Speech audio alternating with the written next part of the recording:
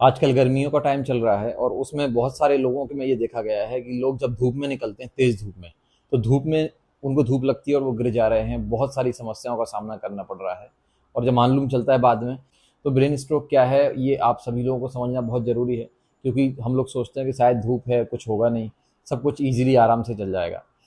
तो यहाँ पे मैंने एक स्ट्रक्चर बना के आपको बताने की कोशिश की है कि ब्रेन कैसा होता है, कैसे काम करता है। तो ये बहुत ज़्यादा तो अच्छा स्ट्रक्चर नहीं है, बट हाँ आपको समझना है इसमें सिर्फ एक चीज़, और वो क्या है कि एक ये मिड पार्ट है ब्रेन का, मान लेते हैं कि बीच का पार्ट है। और यहाँ पे यहाँ ये जो एरिया है ब्लैक कलर का दिख रहा है, यहाँ पे होती है हाइपोथैलेमस ग्लैंड। एक ग्रंथि होती है, हाइपोथैलेमस कहलाती है। और उसका जो काम रहता है वो रहता है टेम्परेचर को कंट्रोल करना, जो आपका बॉडी का टेम्परेचर है। अब बॉडी का जो टेम्परेचर है वो रहना चाहिए लगभग 37 डिग्री सेल्सियस के, इंटरनल टेम्परेचर 37 डिग्री सेल्सियस के आसपास। अब हो क्या रहा है कि जैसे ही आप धूप में निकलते हो, तो यहाँ से तेज धूप आपके सिर पे पड़ती है, और आपने अगर कोई प्रोटेक्शन नहीं किया हुआ है, तो धीरे धीरे ये हाइपोथैलेमस है,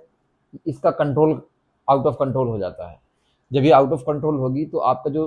टेम्परेचर 37 डिग्री सेल्सियस आपको चाहिए था, ये 37 ना होके ये मोर देन 40 डिग्री सेल्सियस हो जाता है, मतलब 40 डिग्री सेल्सियस से भी ज़्यादा होता है। और जब 40 डिग्री सेल्सियस से ज़्यादा होता है तो आपका जो शरीर की जो सेल्स हैं, जो नर्व्स हैं, कोशिकाएं हैं, और अगर हम यहाँ पे ब्रेन की बात करें, तो ब्रेन में जो नर्व सेल होती हैं, वो नर्व सेल डैमेज होना स्टार्ट हो जाती हैं, वो नर्व सेल खराब होना स्टार्ट हो जाती हैं। और जब नर्व सेल खराब होती हैं तो जो ब्लड बॉडी का जो कम्युनिकेशन है, वो कम्युनिकेशन गड़बड़ होना स्टार्ट होता है, और पैरालिसिस की कंडीशन स्टार्ट होती है, जिसमें किसी का कोई हाथ नहीं चलता है, किसी का पाँव नहीं चलता है, किसी का मुंह टेढ़ा हो जाता है, किसी को आंखों से दिखना बंद हो जाता है। ये कंडीशन उस टाइम की होती है जब नर्व सेल का डैमेज होना स्टार्ट हो जाता है। अब तीसरी बात ये करते हैं, एक और समस्या सबसे ज़्यादा होती है स्ट्रोक में, जो होता है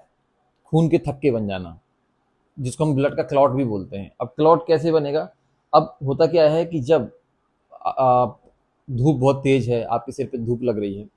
तो पसीना आता है, और पसीने से जनरली जो इलेक्ट्रोलाइट्स हैं वो बाहर निकल जाते हैं, पानी की कमी हो जाती है, क्योंकि पानी भी नहीं उस टाइम पे पीते हैं, तो ये पानी की कमी हो जाती है। और जब ये सब चीज़ें निकल जाती हैं खून में से, तो आप यहाँ देख पा रहे होंगे थिक ब्लड, ये जो खून है वो गाढ़ा हो जाता है। और जब गाढ़ा होगा तो ये मानो कि आपकी ब्लड की वेसल्स हैं, ये जो है ये ब्लड की वेसल्स हैं, ये नली हैं, इस नली के थ्रू ये खून बह रहा है, इधर इस साइड से इधर ये जा रहा है आपकी ये ब्रेन में भी, क्योंकि खून की रिक्वायरमेंट तो हर जगह है।